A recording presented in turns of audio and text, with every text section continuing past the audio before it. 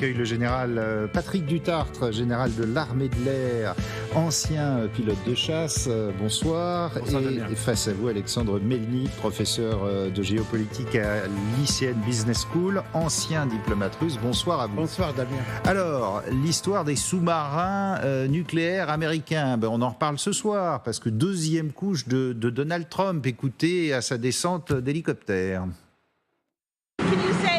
Est-ce que ces sous-marins nucléaires sont déjà déployés pour affronter la Russie ? Oui, ils sont dans la région, là où ils doivent être. Voilà, on n'en saura pas tellement plus.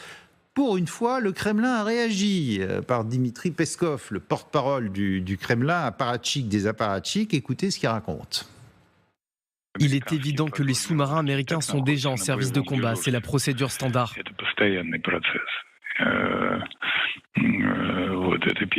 Mais en général, nous préférons ne pas nous engager dans de tels débats, ni faire de commentaires à ce sujet. Nous sommes extrêmement prudents dans nos déclarations concernant les questions nucléaires. Comme vous le savez, la Russie maintient une position responsable. Général Patrick Dutartre, j'allais dire ça ne manque pas de sel, alors que dans ce conflit, tous les 15 jours, les Russes remettaient une couche sur le nucléaire. Là, il dit on est responsable, faut prendre ça au sérieux. Qu'est-ce que vous pensez de tout ça? C'est une comédie? C'est quoi? Non, alors déjà, Dmitri Peskov, là pour une fois, je le suis complètement, il est relativement sérieux. C'est pas lui qui fait des annonces nucléaires. Celui qui fait des annonces nucléaires à corps et à cri, c'est Dmitri Medvedev. Et donc, et lui, il est quelque part, il a été repris, et peut-être que ça justifie la réponse étonnante du président Trump. Parce que, de mémoire, je passe sous contrôle de Alexandre, mais ça fait plus de 50 ans que je n'ai pas entendu un président des États-Unis dire attention, on a mis 2 sous-marins nucléaires sur zone. En fait, comme pour la France, il y a une permanence de la dissuasion nucléaire. Donc, il faut savoir que les Américains ont à peu près 74, plus de 70 sous-marins nucléaires, certains SNLE, c'est-à-dire lanceurs 14 SNLE, ouais. Voilà, 14 SNLE, nous on en a 4. Et puis, ils ont 55 sous-marins nucléaires d'attaque. Alors, lesquels ont été déployés? Il y a également 4 sous-marins anciens SNLE qui maintenant sont des lanceurs. Vous êtes en train de nous dire, de toute façon, il y en a sans doute plus que 2. Ah mais complètement, en permanence. Bien sûr, il y a beaucoup plus que ça en permanence à la mer. Donc, ne serait-ce que pour la posture de la dissuasion nucléaire et éventuellement pour être capable de tirer les fameux Tomahawk, vous savez, qui ont 2000-2500 km de portée, ces missiles de croisière qui ont été beaucoup utilisés par les États-Unis. Donc, et ça fait peur à Peskov, ça? C'est pour ça qu'il réagit comme ça? Non, disons que ce qui est inhabituel, c'est la déclaration de Trump. Qu'un président des États-Unis dise on va déployer 2 sous-marins sur zone. Qu'est-ce que ça veut dire, quoi? Est-ce que c'est 2 sous-marins de plus? Est-ce que c'est 2 sous-marins qui sont capables de tirer, je crois, il y a 4 d'entre eux, plus de 200 Tomahawk, qu'on mettrait dans la zone? C'est normal qu'il y ait un flou artistique, mais c'est vrai que entre guillemets, cette escalade verbale est peu commune. Comment vous jugez la réaction du porte-parole du Kremlin là-dessus? Justement, vous avez remarqué que c'est pas Poutine qui parle, c'est son porte-parole, donc son lieutenant. Parce que Poutine, il se mure toujours dans cette espèce de silence, je dirais, impérial. Je dirais aussi une sorte de silence presque méprisant par rapport aux déclarations de Donald Trump. Enfin, le but pour moi est tout à fait clair. C'est montrer que Trump, il s'agite, donc il n'est pas responsable. C'est un coq, il fait le coq, enfin le coq bat de l'aile quand même. Parce que moi, Poutine, je reste très calme. Vous vous souvenez peut-être de l'expression de François Mitterrand, la force tranquille. Oui. Et voilà. Je ne réponds jamais directement à Trump. Je ne réponds jamais à ce genre de menaces, mais, excusez-moi de vous dire, c'est le pétale qui se moque de la charité. Parce que c'est lui, Poutine, qui avait déjà brandi plusieurs fois le gourdin nucléaire. C'est lui, ses lieutenants, ses propagandistes, combien de fois ils ont calculé les secondes ou les minutes, je ne me rappelle plus, qui séparaient Paris ou Londres des frappes russes. Et aussi, il faut rappeler peut-être le fait important, c'est que Poutine avait changé en septembre 2024, après l'attaque des Ukrainiens dans la région de Koursk et la menace de Biden d'accroître l'aide militaire avec des missiles à longue portée. Il a changé sa doctrine nucléaire. C'est-à-dire, il a fait baisser le seuil d'emploi de l'arme nucléaire.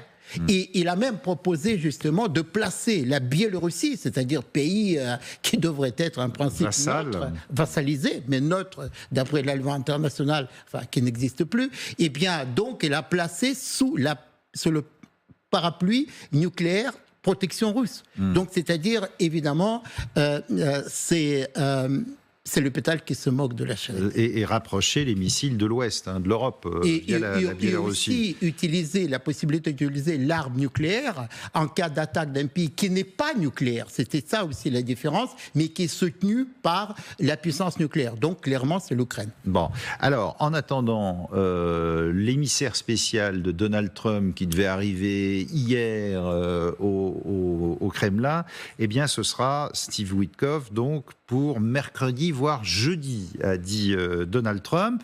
Le Kremlin l'attend de pied ferme. Écoutez.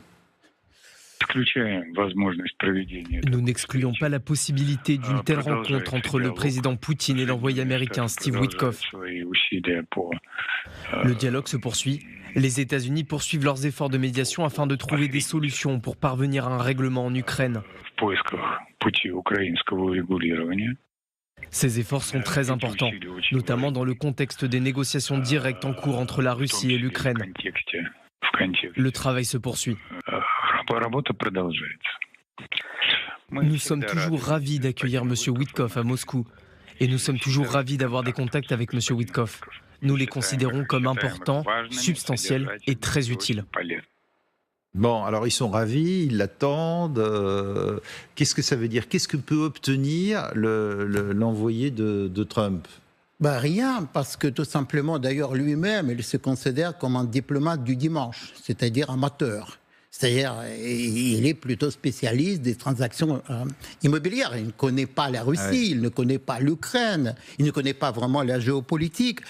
Et évidemment, il ne peut rien obtenir, tout simplement parce que c'est un petit télégraphiste de Trump qui va plaider pour le prix Nobel de la paix. Parce qu'aujourd'hui, je suis persuadé que Trump obsédé, il y a des obsessions pour lui, et donc obsédé par obtenir ce prix Nobel de la paix, et Witkoff sera baladé, évidemment. Baladé d'abord par l'entourage de Poutine, à commencer peut-être par Kirill Dmitriev, qui sont, si vous voulez, alter ego là-bas, c'est-à-dire commerçant, qui fait partie de l'entourage proche aujourd'hui de Poutine. En tout cas, vous, ancien diplomate russe, vous ne le prenez pas au sérieux. Non, en fait, c'est une pièce de théâtre qui va se jouer, on dirait à mauvais vaudeville, et qui pourrait être même presque ridicule s'il ne se jouait pas sur fond de vraie tragédie. Et la vraie tragédie, c'est le massacre qui continue en Ukraine. Donc, c'est-à-dire, ce sont des acteurs qui continuent à jouer la pièce tout en sachant qu'ils ne peuvent rien obtenir, et finalement, c'est le permis de tuer délivré par Donald Trump en ce qui concerne le peuple ukrainien qui souffre. Alors vous le dites bien, un mauvais vaudeville, mais qui s'internationalise, parce que de quoi on parle? On parle de nouvelles sanctions, dites sanctions secondaires, notamment sur l'Inde, qui achète du pétrole russe en quantité. Regardez ce que dit encore une fois Donald Trump. L'Inde achète non seulement des quantités massives, mais revend ensuite et réalise d'importants profits. Il est excédé, Donald Trump, par ça. Peu importe les personnes tuées en Ukraine pour l'Inde, c'est pourquoi je vais augmenter substantiellement les droits de douane payés par l'Inde aux États-Unis.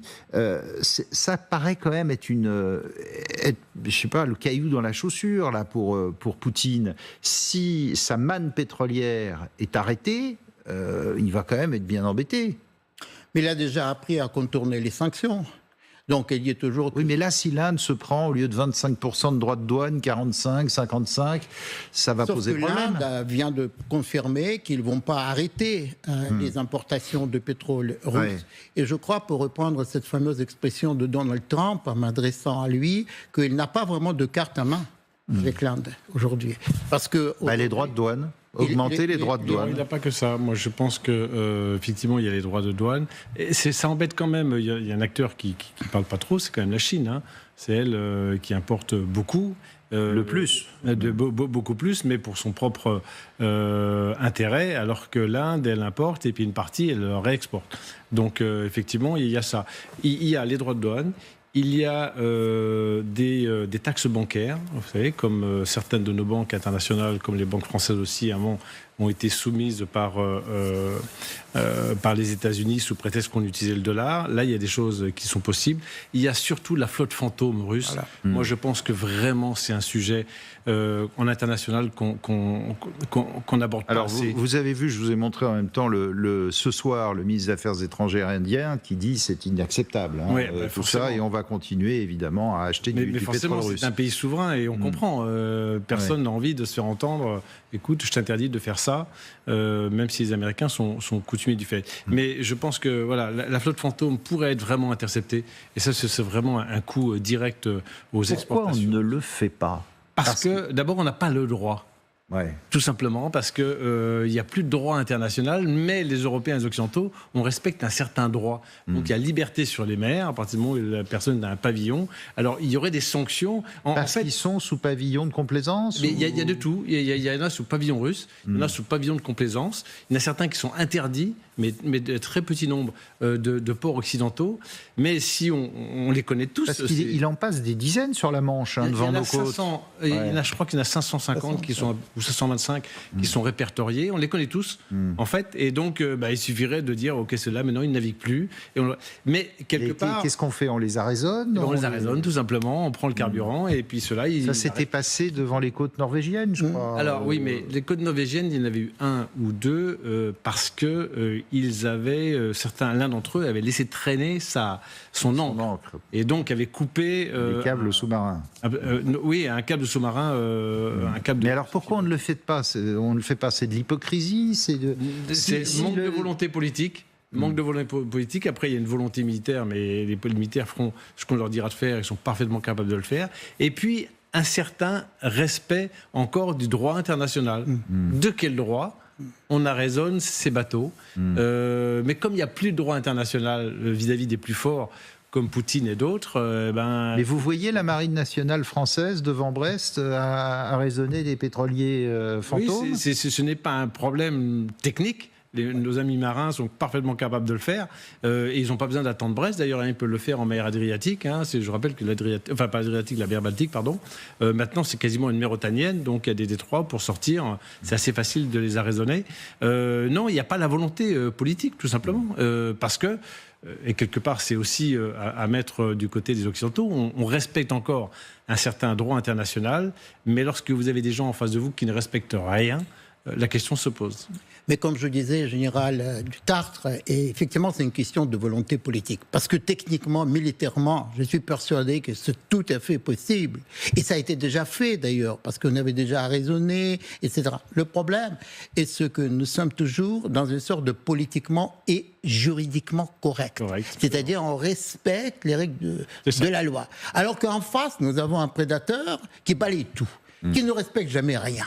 On fait quoi dans ces conditions-là ? On s'accroche toujours à nos principes, et si jamais ces principes ne fonctionnent plus, et en plus, ça nous rend très vulnérables face à ce prédateur, donc qui fonce. Moi, je crois qu'aujourd'hui, il s'agit vraiment de la nécessité, de l'impératif de changer de logiciel mental, et donc de refonder finalement pratiquement tout le paradigme de fonctionnement de l'Occident, si j'ose dire, de la loi aussi.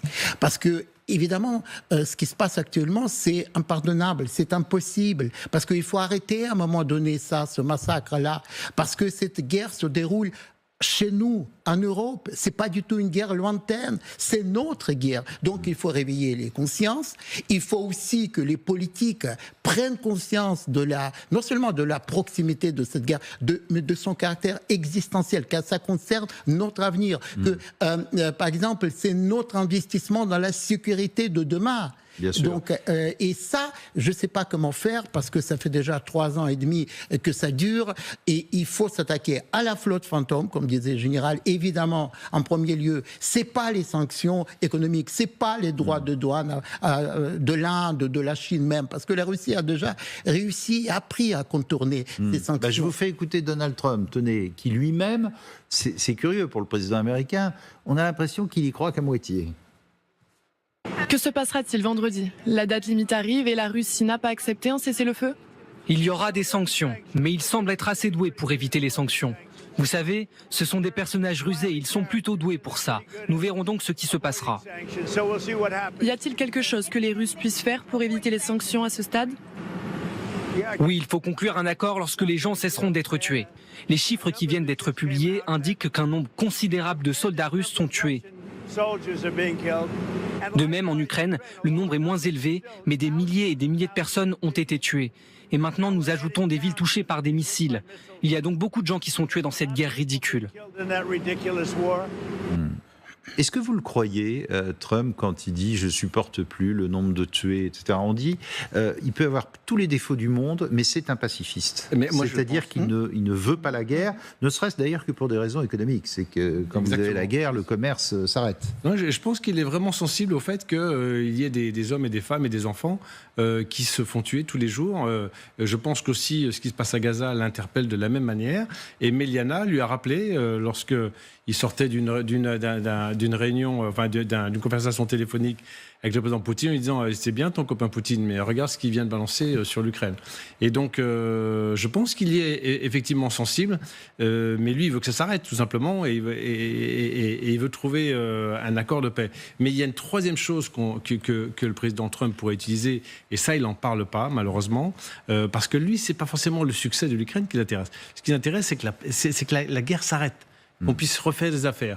Or, notamment avec la Russie. Hein. Mais exactement. Et le troisième outil qu'il pourrait utiliser, c'est l'armement, tout simplement, parce qu'il pourrait armer et autoriser les Ukrainiens à utiliser notamment des armes peut-être plus sophistiquées, de tirer de la profondeur. On en parlera peut-être tout à l'heure. Mais sauf que son électorat l'a élu pour qu'il arrête les guerres lointaines et qui n'intéressent pas les États-Unis, selon son électorat. Hein. C'est vrai. Envoyer les boys aussi loin ou les armes, c'est pas l'électorat de Trump, ça. C'est vrai, c'est la problématique aussi de Trump, mais enfin ça l'a pas empêché de bombarder l'Iran avec les B-2. Hein. Alors, vous avez entendu Medvedev il y a 2 jours brandir le pire du pire. Côté américain, on en a un autre, il s'appelle Matthew Whitaker, c'est le représentant américain à l'OTAN, et écoutez ce qu'il dit de Poutine. Il est impossible de pénétrer dans l'esprit de Vladimir Poutine parce qu'il est malade et tordu et probablement pas logique. Mais je suppose qu'il ne veut pas affronter l'armée la plus puissante du monde, à savoir les États-Unis d'Amérique. C'est pas franchement ce qu'il faut dire pour préparer des négociations au Kremlin, non? Poutine est malade et tordu. Mais il dit des choses en tout cas. Hein, donc, et si vous me demandez de décrire Poutine en quelques mots-clés, mon portrait, je pourrais le faire pour continuer un tout petit peu à abonder dans le sens de ce représentant des États-Unis. Parce que quand même, j'avais vécu à l'intérieur ce système soviético-russe. Je connais un tout petit peu la psyché, la mentalité, etc. Moi, je dirais que c'est un mix de l'homo soviéticus, c'est-à-dire un homme soviétique qui est marqué par cette époque soviétique. Et de l'autre côté, c'est un héritier de l'époque des tsars, qui est marqué par cet esprit nationaliste, impérialiste.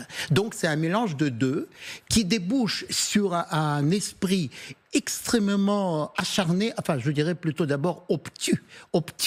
Ensuite, je dirais que c'est quelqu'un qui est obsédé aujourd'hui, acharné finalement par sa propre survie. C'est-à-dire, pour lui, la guerre, c'est la solution de survie. Il ne peut pas arrêter la guerre. Donc, c'est-à-dire, elle a lancé sa guerre à lui. Mais il a peur d'être renversé. Il a peur. Finalement, la guerre est devenue la raison d'être et le moteur du fonctionnement de la Russie. Donc, c'est pour ça qu'il se nourrit de cette guerre, comme, permettez-moi cette comparaison, l'ogre se nourrit du sang. Donc, c'est-à-dire l'économie russe, toute la société russe, la rhétorique belliqueuse, guerrière, a infusé tout tous les pores de la société russe, des écoliers qui déjà en CM1, CM2 commencent à construire des drones, jusqu'aux mères de soldats qui remercient Poutine d'avoir tué leur propre fils. La militarisation des consciences en Russie est terrible. Et ça prendra des décennies, au mieux d'ailleurs, pour sortir de cette situation. Ah oui. C'est-à-dire la guerre est devenue le meilleur allié de Poutine. Donc, esprit obstiné, esprit obtus qui se nourrit de la guerre.